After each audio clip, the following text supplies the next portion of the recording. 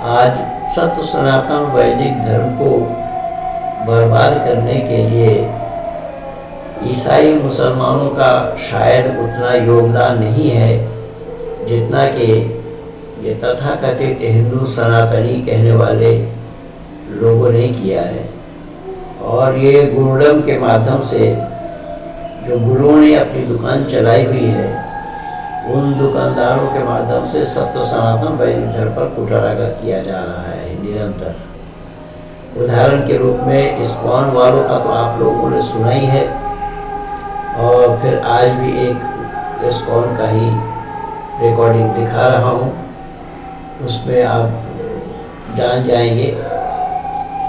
और साथ ही साथ केवल इस्कॉन नहीं, अपितु ये जितने भी अनुकूल ठाकुर अनुकूल चंद्र का नाम जरूर सुने होंगे आप लोग। ये रसूल गीता लिखा है इन्होंने, गीता में इन्होंने रसूल को ढूंढ निकाला। अब कुछ लोगों ने तो वेदों में रसूल को ढूंढा, इन्होंने गीता में रसूल को ढूंढा, और ये कह रहे हैं कि जो गीता है वही कुरान है, जो गीता है वही बाइबल है।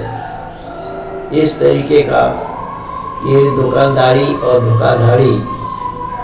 धोखाधड़ी इन लोगों की चल रही है, जो सत्य सनातन वैदिक धर्म पर एकदम कुठाराघात है। सत्य सनातन वैदिक धर्म में इन सब के लिए कोई गुंजाइश नहीं है, तथापि ये लोग ये चलाए जा रहे हैं। इस्कॉन वालों का कहना है कि जो कृष्ण है वो ईश्वर है, और कृष्ण तीनों कालों में था, जैसा सूर्य। और क्या क्या बोला है इस इस्कॉन के इस महाराज को सुनिए। इनका नाम है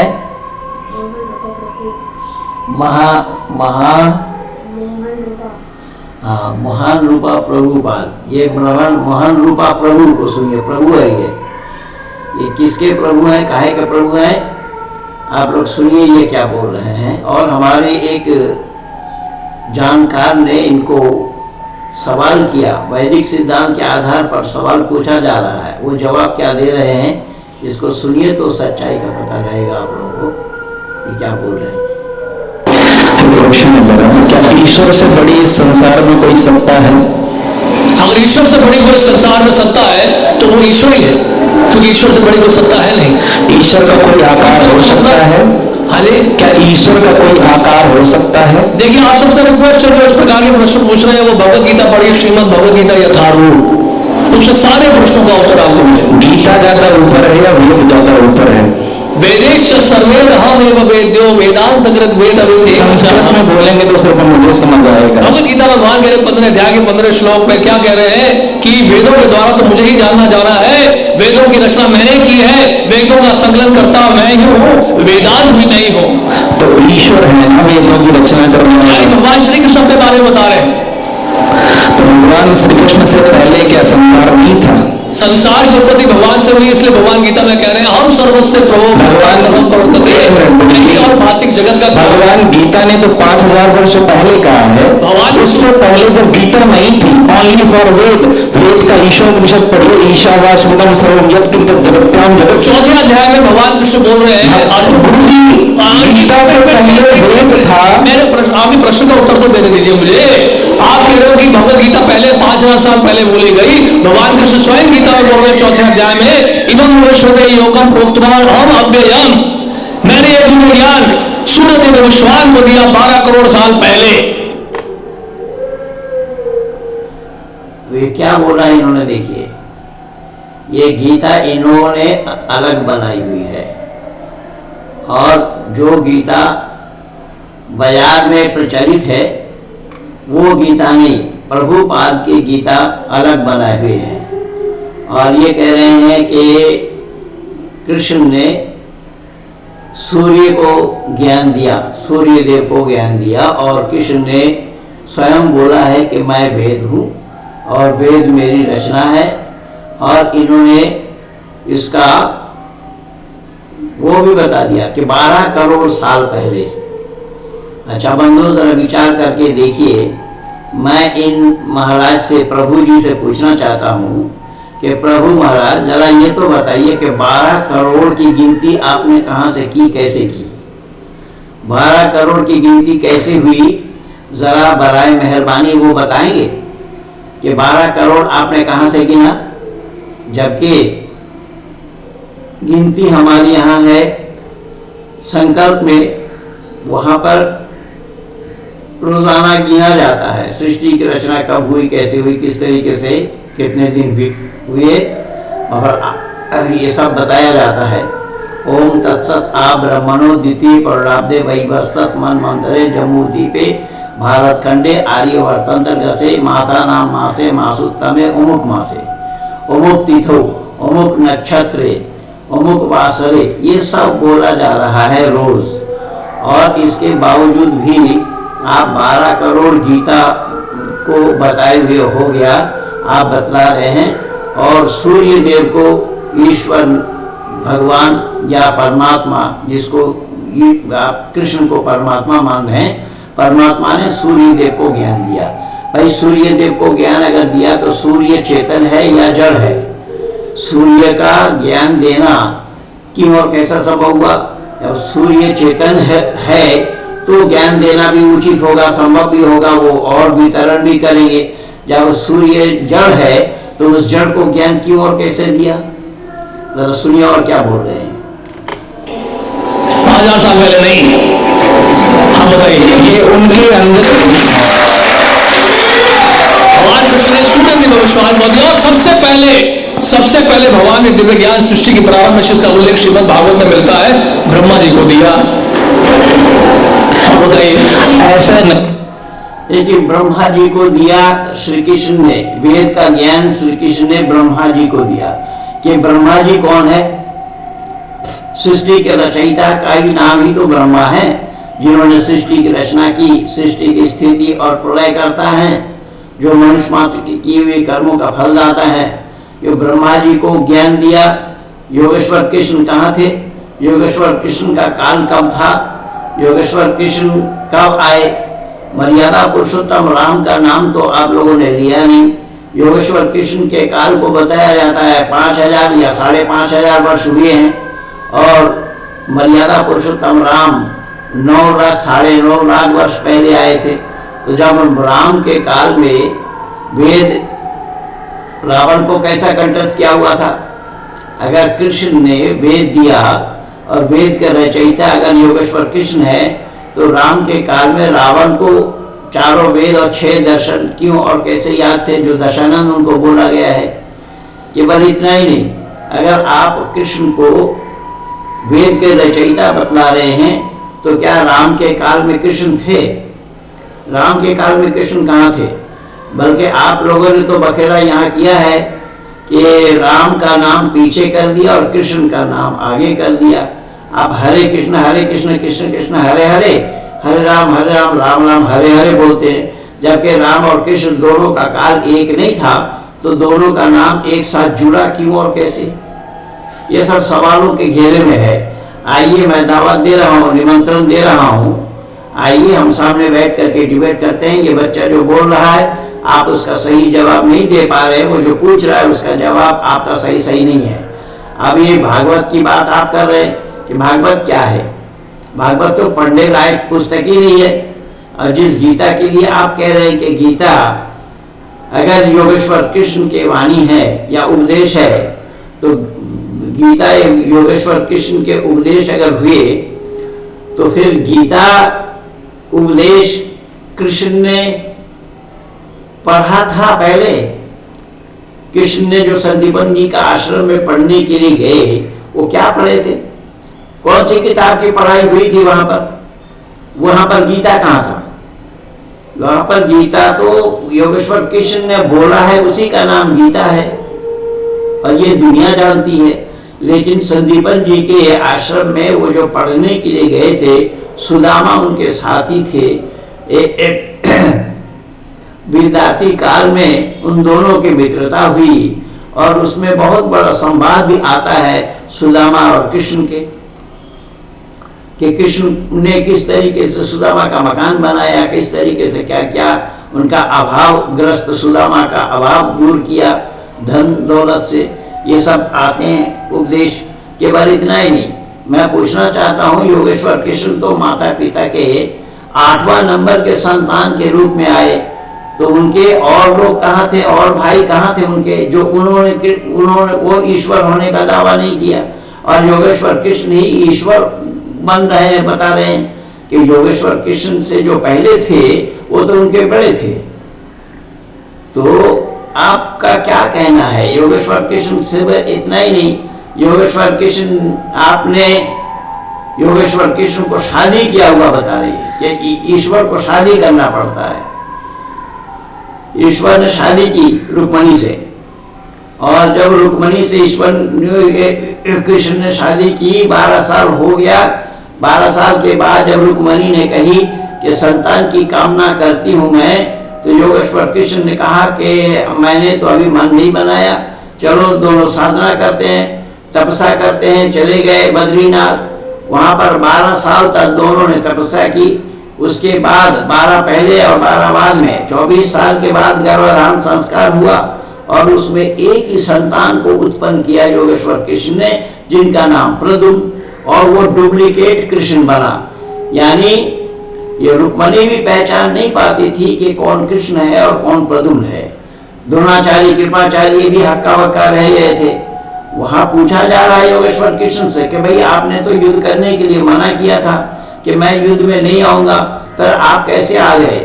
तो योगेश्वर कृष्ण ने कहा, गुरु जी वो तो मैं नहीं था, वो तो हमारे पुत्र थे। लोगों को विश्वास नहीं हुआ। जब प्रद्युम्न को सामने किया गया तब लोग हक्का बक्का रह गए, आश्चर्यचकित रह गए। इसीलिए मैं एक प्रमाण और दे रहा हूँ। रुक्मणी को केवल अपनी पहचान के लिए योगेश्वर कृष्ण के पगड़ी में मोर के पंख लगाए हुए थे। मोर के पंख से ही योगेश्वर कृष्ण को पहचाना जाता था। यानी पिता पुत्र की पहचान एक चिन्ह के द्वारा ही किया गया। तो फिर इस के बावजूद भी अगर योगेश्वर कृष्ण को इस सृष्टि के बनाने वाला, सृष्टि के रचयिता परमात्मा कहें, तो फिर मानवता पर कुठाराघात नहीं है क्या? अब इसी सवाल का ही जवाब आप लोग नहीं दे सकेंगे। आगे देखिए क्या बोल रहे हैं। नहीं है, ईश्वर ने सृष्टि के आदि काल में मात्र 4 ऋषियों को वेदों का ज्ञान दिया, और भगवान कृष्ण खुद वेद पढ़कर के गीता जैसा अमर ग्रंथ बोलने के काबिल हुए, ऐसा शास्त्र प्रमाण है। शास्त्र में कहीं भी इस प्रकार का वर्णन नहीं है। क्या भगवान बता दीजिए पहले, क्या भगवान नहीं, भगवान राम मान नहीं थे, उन्होंने तो गीता का अध्ययन नहीं किया, गीता का अध्ययन नहीं किया। गीता का अध्ययन भगवान को करने की आवश्यकता नहीं है, क्योंकि वो भगवान है। गीता का अध्ययन आपको मुझे करना हो। क्यों? एक मिनट भगवान का अर्थ क्या होता है? गीता का अध्ययन भगवान का अर्थ क्या होता है? मुझे करना है। भगवान का अर्थ क्या होता है? एक परिवार के लिए पति भगवान नहीं होता, उसी प्रकार से भग कल्याणार्थक धातु होती जिसके 6 अर्थ निकलते हैं। दर्जा दिया जाता है, सम्मान दिया जाता है, इसका मतलब ये नहीं कि वो भगवान। वही परिवार के लिए वो भगवान है। भगवान कृष्ण ने पूरे संसार के लिए कल्याण का काम किया, वो संसार के भगवान है।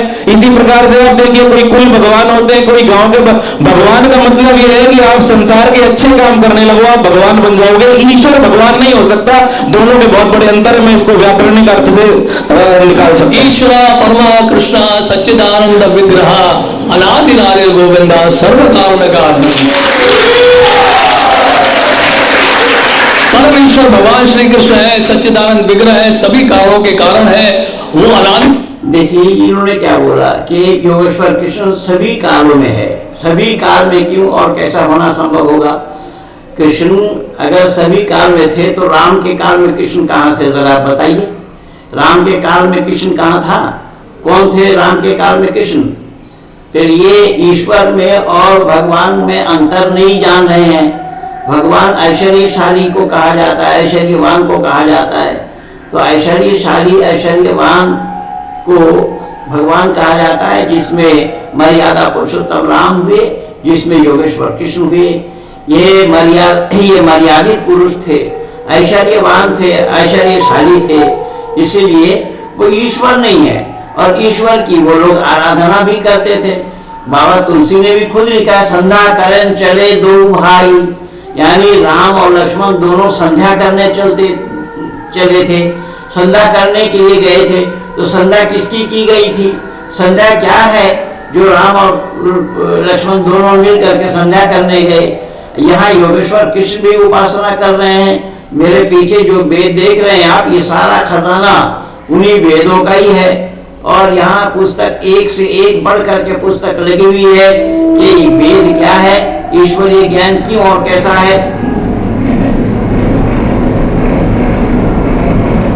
उनका कोई आदि नहीं है। ब्रह्मा जी कह रहे ब्रह्म संहिता में, अगर भगवान कृष्ण खुद ईश्वर है तो उन्हें ईश्वर की आराधना करने की क्या आगे बढ़ जाना है। आपके बहुत सारे प्रश्न हैं, आप कभी समय लेकर हमारे पास आइएगा, क्योंकि बहुत सारे। मेरा एक ही प्रश्न और है, अगर भगवान कृष्ण खुद ईश्वर है तो उन्हें ईश्वर की आराधना करने की आवश्यकता क्यों पड़ी? भगवान कुछ भी कर सकते हैं, भगवान तो अर्जुन का रथ भी चला सकते हैं। देखिए, भगवान कुछ भी कर सकते हैं। इन्होंने पूछा कि भगवान कृष्ण अगर ईश्वर हैं तो उन ईश्वर की आराधना क्यों करनी पड़ी।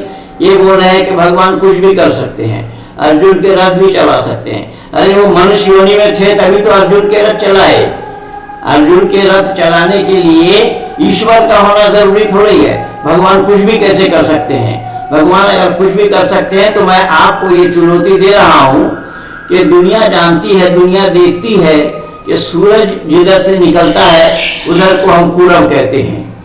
तो सूरज जिधर से निकलता है उधर को हम पूरब कहते हैं, अर्थात पूरब दिशा से सूर्य को उदय होते हुए हम देखते हैं। क्या ये भगवान आपके ईश्वर पश्चिम से उदय करा सकते हैं सूर्य को? नहीं करा सकते। यही तो ईश्वर की व्यवस्था, ईश्वर की निजाम है। तो जो मन में आए सो कैसे करेंगे? कुछ भी कर सकते हैं, कैसे कुछ भी कर देंगे? मजनू है क्या? कुछ भी करने वाला तो पागल कहलाता है। कुछ भी कैसे करेंगे? ईश्वर का सारा नियम व्यवस्था के अनुसार होता है। प्रकृति के नियम को देखिए, आपके योगेश्वर कृष्ण अगर आप ईश्वर बतला रहे हैं, सृष्टि के रचयिता बतला रहे हैं, आम के पेड़ में इमली को लगा कर दिखाए। आम के पेड़ में इमली का लगना संभव ही नहीं होगा। तो इतने से काम जो ईश्वर के हैं, ईश्वर की जो व्यवस्था है, ईश्वरीय व्यवस्था को आपने जाना नहीं, प्रकृति नियम को भी आपने जाना नहीं। गुलाब के फूल में चमेली का फूल लग सकता है क्या? ईश्वर चाहेंगे तो लगा देंगे। ईश्वर नहीं, ईश्वर से बढ़ करके कोई शक्ति होगा तो भी नहीं लगा सकते, क्योंकि यही तो उसकी व्यवस्था है, उसकी निजाम है, उसका सिस्टम है। सारा काम उसका सिस्टम से चलता है। जो मन में आए सो करेंगे। ये क्यों और कैसे होना संभव होगा? ये तो और मतांतर वाले भी कह रहे हैं। जिन्होंने गीता से रसूल को ढूंढा, वो रसूल वाले भी यही कह रहे हैं कि अल्लाह की मर्जी है, अल्लाह जो चाहता है सो करता है। यहाँ परमात्मा की मर्जी नहीं होती। परमात्मा कौन है पहले उसको जानना पड़ेगा। जो सत्यचित और आनंद स्वरूप है उसको परमात्मा कहना पड़ेगा। लेकिन योगेश्वर कृष्ण में 3 गुण नहीं है, योगेश्वर कृष्ण में 2 गुण है, सत और चित है। आनंद स्वरूप वो नहीं थे। आनंद स्वरूप अगर होते तो कंस से उनको लड़ने की आवश्यकता ना होती। कंस से लड़ाई करते समय वो दुखी थे। ये सब बातें हैं। ईश्वर को जानने के लिए केवल वेद ही एकमात्र रास्ता है। वेद से ही जाना संभव है। आप लोग मानव समाज को दिग्भ्रमित कर रहे हैं, मानव समाज को गलत दिशा निर्देश दे रहे हैं, जिसके कारण सत्य सनातन वैदिक धर्म पर कुठाराघात हो रहा है। और हिंदुओं को विशेष करके मैं बताना चाहूंगा, हिंदुओं को भली भांति इन सबको जानना पड़ेगा कि ये जो तरीका इन लोगों ने निकाला है सत्य सनातन वैदिक धर्म को सर्वनाश करने के लिए, सत्य सनातन वैदिक धर्म पर कुठाराघात करने के लिए इनकी दुकानदारी बंद करनी होगी या बंद करवानी होगी। क्योंकि अविद्या का नाश पहले है, विद्या की वृद्धि बाद में है। इन सब की अविद्या का नाश करना पड़ेगा। अभी देखिए, ये ईश्वर सब कर सकते हैं ये बता रहे हैं। अगर ये योगेश्वर कृष्ण ही ईश्वर है, जैसा कि इन्होंने बोला, ये गीता में ही कुरान है और कुरान गीता है। गीता बाइबल है, बाइबल गीता है, आदि आदि। लेकिन कुरान वालों ने माना इसको। जो कृष्ण को मोहम्मद बता रहे हैं ये लोग इस्लामिक कंट्री में जा करके, तभी तो अरब कंट्री में इनकी दुकान चल रही है। वहां पर योगेश्वर कृष्ण को ही मोहम्मद बताया जा रहा है। और ईसाई कंट्री में भी चल रही है, योगेश्वर कृष्ण को ये यीशु बता रहे हैं। इसीलिए इनकी दुकानदारी दुगलापन के कारण ही चल रही है। इन्होंने सच को जाना नहीं। अगर यही बात है तो इनका जन्म हुआ तो बांग्लादेश में खड़ा होकर के क्यों नहीं बोल पाए? ये जितने भी दुकानदार हैं, ये अनुकूल ठाकुर के लिए मैंने बोला कि अनुकूल ठाकुर ने जिन्होंने रसूल गीता लिखा है, रसूल गीता क्या होता है? और ये बांग्लादेश में खड़े होकर के नहीं बोल पाए, बांग्लादेश छोड़ करके इनको भागना क्यों पड़ा? जब वो सब एक है, हिंदू मुस्लिम सब एक है, तो ये बातें तो बांग्लादेश में खड़ा होकर के भी कह सकते थे। इससे एक और गुरु है इनके, इन्हीं तबके के, जो भारत ब्रह्मचारी नाम था उनका, वो भी पूर्वी बंगाल के थे। वो पूर्वी बंगाल में अपनी दुकान नहीं चला पाए, तो भारत में आकर के उन्होंने प्रचार किया, जो अल्लाह वही राम, राम नारायण उनका नाम था, अपना नाम भी उसके साथ जोड़ दिया, जो अल्लाह वही राम। अब ये गुरमीत राम रहीम सिंह गुरमीत जो इस समय जेल में हवा खा रहा है, इसने भी ईश्वर अल्लाह दोनों को एक बोला, एक माना, तभी तो उसका नाम राम रहीम, गुरमीत राम रहीम सिंह जोड़ा है अपने नाम से।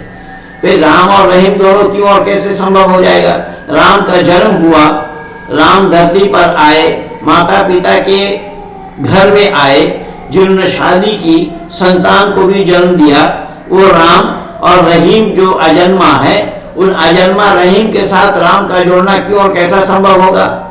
आए तो एक बापू और हैं जो या अली मौला भी चिल्ला रहे हैं। तो ये सब जो हो रहा है आज संपूर्ण भारत भर में, विशेष करके ये ईश्वर के नाम से ये पाखंड फैला रहे हैं, परमात्मा के नाम से पाखंड फैला रहे हैं, सत्य सनातन वैदिक धर्म को कुठाराघात कर रहे हैं, सत्य सनातन वैदिक धर्म पर ये कुठाराघात कर रहे हैं, सत्य सनातन वैदिक धर्म को बदनाम कर रहे हैं। सत्य सनातन वैदिक धर्म क्या है उसके नजदीक भी नहीं आए। इसीलिए मैं विशेष करके भारतवासियों से ये प्रार्थना करूंगा, भारतवासियों से विनती करूंगा, जो सत्य सनातन वैदिक धर्म के मानने वाले हैं, उन लोगों को बहुत गंभीरता से इन सब दुकानदारों की दुकानदारी को समझना पड़ेगा। इन सब दुकानों में क्या क्या सामान वो बेच रहे हैं उनको जानना पड़ेगा। जान करके तभी हम निर्णय ले सकते हैं, निष्कर्ष तक पहुंच सकते हैं, सही क्या और गलत क्या है। सही और गलत के निर्णय लेने के लिए एकमात्र कसौटी वेद है, जो वेद सतह प्रमाण है, प्रतः प्रमाण है, और इसी वेद के कसौटी से ही हम इसका निर्णय ले सकते हैं। सुनिए थोड़ा आगे और क्या बोल रहा है। भगवान शिव जी को जल भी चढ़ा सकते हैं, वो भगवान की इच्छा है, वो कुछ भी करें। हम तो देखिए, भगवान शिव को जल चढ़ा सकते हैं, वो उसकी इच्छा है, वो कुछ भी कर सकते हैं। अब देखिए ये कितनी पागलपना की बात है। इन अकल के दुश्मनों को ये पता नहीं लग पाया कि शिव जी को जल चढ़ा रहे हैं कौन? योगेश्वर कृष्ण। अंदाजा लगाइए कि शिव जी को जल चढ़ाने के मतलब शिव की उपासना करना, तो उपासना शिव की हो रही है कि कृष्ण की हो रही है? अगर कृष्ण शिव पर जल चढ़ाए तो कृष्ण बड़ा हुआ या शिव बड़ा हुआ? इससे भी तो अंदाजा लगाया जा सकता है। लेकिन ये लोगों ने अकल को बेच रखा है, बिल्कुल गिरवी रख रखा है अकल को, और मानव समाज को दिग्भ्रमित कर रहे हैं योगेश्वर कृष्ण के नाम से कि वो कुछ भी कर सकते हैं, वो शिव को भी जल चढ़ा सकते हैं। शिव को जल चढ़ाएंगे तो शिव बड़ा होगा या कृष्ण बड़ा होगा? जो कृष्ण शिव में जल चढ़ा रहे हैं, शिव को जल चढ़ा रहे हैं, तो शिव ही पूजनीय हुआ, तभी तो शिव पर जल चढ़ा रहे हैं। पर अकल के दुश्मन कह रहे हैं वो कुछ भी कर सकते हैं, कुछ भी कर सकते हैं, उसको पागल बना दिया है इन लोगों ने। चुनौती दे रहे भगवान ने ऐसा क्यों किया? तो भगवान और ईश्वर में अंतर है। ईश्वर निराकार है तो उसका आकार हो ही नहीं सकता। वेद खुद कहता है ईशावास्मिदं सर्वं यत् किंच जगत्याम भूलिता। ईश्वर और गीता खुद कहती है ईशावास्मिदं सर्वं यत् किंच जगत्याम। जगत का मतलब ये है कि जो भी आपको देख रहे हैं, चेत हो, अचेत हो, एनिमेट हो, इनएनिमेट हो, its own and controlled by the supreme Lord. हाँ, तो वो परमात्मा सुप्रीम पावर है, और जो भी उसके भक्त हैं, वो भगवान कृष्ण हो, भगवान राम हो, जो भी हो, वो सिर्फ और सिर्फ भगवान है। उन्होंने सिर्फ ईश्वर के प्रति जाने के लिए आग्रह मात्र किया है। बुरा मत मानेगा, आप जो सिद्धांत बोल रहे दर्शन बोल रहे हैं उसको मायावाद कहते हैं। और हमारे शास्त्रों में मायावादी भाष्य सुने हुए सर्वनाश, भगवद गीता में 12वें अध्याय में भगवान कह रहे क्लेशो चेतसा, जो निर्विषय निराकार ब्रह्म के ऊपर ध्यान लगाता है, ऐसा मार्ग बड़ा कठिनाइयों से बीतता है। देखिए ऐसा मार्ग बड़ा कठिनाई से बीतता है कि इसको मायावाद बोल के किनारे कर दिया है, ठुकरा दिया। अब वो भगवान को इन्होंने मुफ्त में पाना चाहा। ये मुफ्त खोर है, हराम खोर है। मुफ्त खोरी में ही ईश्वर को पाना चाह रहे हैं। बिना परिश्रम किए ईश्वर का पाया जाना संभव है? ईश्वर को पाने के लिए योग साधना के बगैर ईश्वर का पाया जाना कैसा संभव है? वो ईशावासम इदम सर्वम यत्किंच जगत त्याग जगत तेन त्यक्तेन भुंजी था मां गिरदा का ससिद्धरम, ये जो मंत्र बोला गया उसका अर्थ भी वो नहीं जान रहा है। ईशावासम इदम सर्वम शब्द का अर्थ होता है ईश वास करने वाला है हर जगह, उससे कोई जगह खाली नहीं है, अर्थात जल में, स्थल में और गगन में हर जगह मौजूद है। यत्किंच जगत त्याग जगत, ये सब जगत में ही वो चर अचर में सब जगह व्याप्त है, परमात्मा से कोई जगह खाली नहीं। तेन त्यक्तेन भुंजी था, यानी ईश्वर ने जो बनाई है, ईश्वर ने जो सामान दिया है उसे त्याग पूर्वक भोगो, लेकिन त्याग की भावना से भोगो। भोगने के लिए वो सामान है और सामान के लिए भोग नहीं है। यानी हमें जीने के लिए खाना है, खाने के लिए जीना नहीं है। मां दुर्गा का सिद्धम, इसीलिए तो उसमें साफ शब्दों में यही धन किसका है? अरे यही धन परमात्मा का है। परमात्मा ने जिन नेमतों को दिया है उन नेमतों को भोगने के लिए दिया है। किसको? मानव मात्र को। तो मानव उसे भोगे, लेकिन उसको ख्याल ये रहे कि यह हमारा नहीं है, त्याग पूर्वक इसको भोगना है। यानी हमें जीने के लिए इनका इस्तेमाल करना है, इनके इस्तेमाल करने के लिए हमें जीना नहीं है। इसी का नाम तेन त्यक्तेन भुंजीता होता है। अब इनको एक मंत्र का भी आता पता नहीं है, उसके अर्थ ये नहीं बोल पाए और उसको भोग बात करके ये कह रहे हैं तो बहुत कठिन मार्ग है। तो कठिन मार्ग है, ये लोग सुलभ मार्ग इन्होंने निकाल दिया। तो सुलभ मार्ग में ईश्वर पर हाथ साफ करना चाहते हैं। ईश्वर को पाने के लिए यम नियम आसन प्राणायाम प्रत्याहार धारणा ध्यान और समाधि, इन 8 अंगों के बिना ईश्वर का पाया जाना संभव नहीं है। और उसको ये लोग जानते नहीं है कि यम नियम क्या है, आसन क्या है, प्राणायाम क्या है, आदि आदि इन सब चीजों को नहीं जानते हैं। बस ढोल ढाल बजाओ, ढाक ढोल बजाओ, गले में कंठी धारण करो और नाक तक लगाओ और नाचते गाते हरे कृष्ण बोलो तो ईश्वर पा जाओगे। ये कभी भी संभव है? नाचने गाने के लिए जो वो हनुमान जी ने भगवान राम को, राम के सेवक थे वो, तो राम को पाने के लिए हनुमान ने नाचा गया था क्या? अरे चलो छोड़ो, राम को छोड़ो, तुम राम के पास तो गए नहीं, इसी कृष्ण को ले लेते हम। कृष्ण को पाने के लिए क्या अर्जुन ने नाचा गया था? अर्जुन ने नाचा था क्या कृष्ण को पाने के लिए?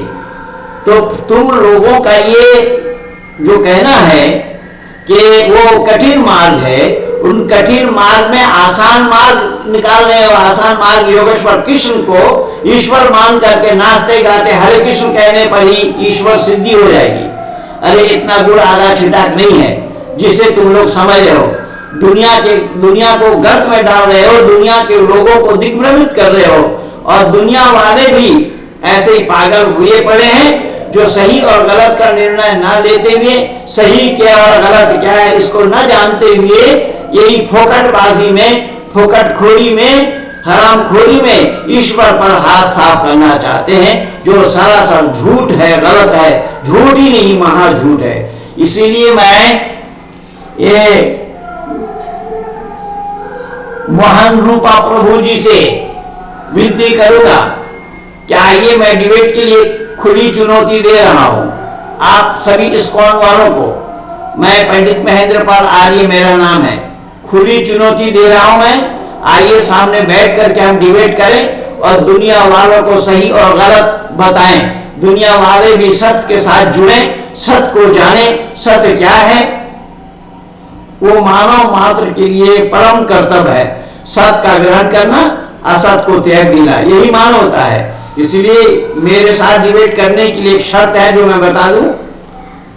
शर्त यह है कि स्टैम्प पेपर में लिखा पढ़ी करके हम डिबेट करेंगे। हम हार गए तो आपके और आप हार गए तो हमारे। और इसी लिखा पढ़ी करने के लिए दिल्ली के 30,000 कोर्ट में के ब्लॉक में 154 नंबर चेंबर है, उसमें माननीय एस के वशिष्ठ जी बैठते हैं, जो उनका चेंबर है।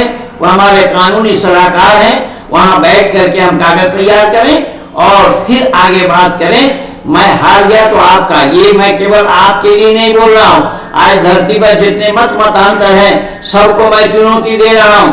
जो वेद विरुद्ध बात बतला रहे हैं, वेद विरुद्ध आचरण कर रहे हैं, वेद विरुद्ध वक्तव्य दे करके मानव समाज को वर्गला रहे हैं, दिग्भ्रमित कर रहे हैं, उन सबको मैं खुली चुनौती दे रहा हूं। और पिछले दिन भाई नीरज अत्री जी ने स्पष्ट कर दिया था, जिस दिन उनके साथ मेरी बात हुई थी, उन्होंने कहा कि महेंद्र पाल जी को जो हराते 10 लाख रुपया इनाम देंगे। 10 लाख रुपया इनाम के लिए भी घोषणा की गई।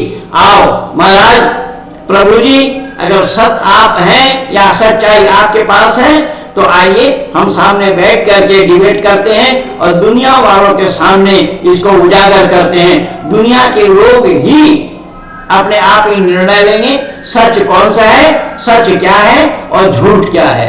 इन्हीं शब्दों के साथ मैं वाणी कहीं पर विराम दे रहा हूं। हम सब तो सनातन वैदिक धर्म के मानने वालों से मैं गुजारिश करूंगा कि आपके घर में ये सेंध लगाया गया है और किस तरीके से ये सत्य सनातन वैदिक धर्म को कुठाराघात करने में लगे हुए हैं। ये प्रभुपाद स्वामी की संस्था इस्कॉन के नाम से, और इस्कॉन ही नहीं बल्कि जितने भी ये गुरुराम हैं, सबने मिलकर के ये सत्य सनातन वैदिक धर्म पर कुठाराघात किया है। जिन लोगों का नाम भी मैं एक एक करके बताया, मैं बोला कि ये ठाकुर अनुकूल चंद्र ने, जो ये जेसीडी में बाबा धाम में उनका आश्रम है, और बोरदा छोड़दा यानी वहां 2 माँ के बेटे हैं और दोनों ने भाग किया हुआ है और फिर उसके बच्चे भी सामने आ गए हैं। तो खैर ये मैं बोल रहा हूं, इन्होंने रसूल गीता लिखा, रसूल को गीता में ढूंढा है। तो ऐसे लोगों के लिए मैं ये खुली चुनौती दे रहा हूं, आओ सामने आओ, हम बैठ करके डिबेट करते हैं। दुनिया वालों के सामने भी रखते हैं सच किनके पास है, सच वेद में है या किसी और मजहबी ग्रंथ में है, या आप लोग जो बोल रहे हैं वो सच है। इसीलिए आइए सत्य सनातन वैदिक धर्म वालों से गुजारिश फिर मैं करूंगा कि आप लोग भी सचेत होइए। आपके घर में ये सेंध लगाया गया है, किस तरीके से सत्य सनातन वैदिक धर्म में सेंध लगाकर मानव समाज को दिग्भ्रमित कर रहे हैं। अगर आप लोग सही अर्थों में इस पर ध्यान नहीं देते हैं तो आने वाला समय खतरा से खाली नहीं है। मोमबत्ती जला करके सत्य सनातन वैदिक धर्म के मानने वालों को ढूंढना पड़ेगा, वेद के जानने वालों को ढूंढना पड़ेगा। इसीलिए वेद के जानने वालों पर भी जिम्मेदारी है। तब तो ऋषि दयानंद ने यही उपदेश दिया है कि सत्य को ग्रहण करने में और असत को छोड़ने में सर्वदा उद्यत रहना चाहिए। वेद सब सत्पिताओं की पुस्तक है, वेद का पढ़ना, पढ़ाना, सुनना और सुनाना सब आर्यों का परम धर्म लिखा है ऋषि दयानंद ने। तो इस परम धर्म को कब निभाना चाहेंगे? आपके घर में तो ये सारा तांडव हो रहा है, इनको रोकने के लिए किनके पास है? एक वेद के सिवा किसी के पास इन मतांतर को रोकने के लिए कोई और दवा नहीं है। इसलिए आइए इन घर में सेंध लगाने वाले को हम चिन्हित करें और सत्य सनातन वैदिक धर्म की रक्षा करें। इन्हीं शब्दों के साथ भारत माता की जय। ये वीडियो अगर अच्छी लगे तो इसे आप लोग शेयर कीजिए, लाइक कीजिए, सब्सक्राइब कीजिए। ज्यादा से ज्यादा लोगों तक पहुंचाने के लिए आइकन बेल दबाइए, जिससे कि हमारा और आपका ये रास्ता कायम रहे। इन्हीं शब्दों के साथ धन्यवाद।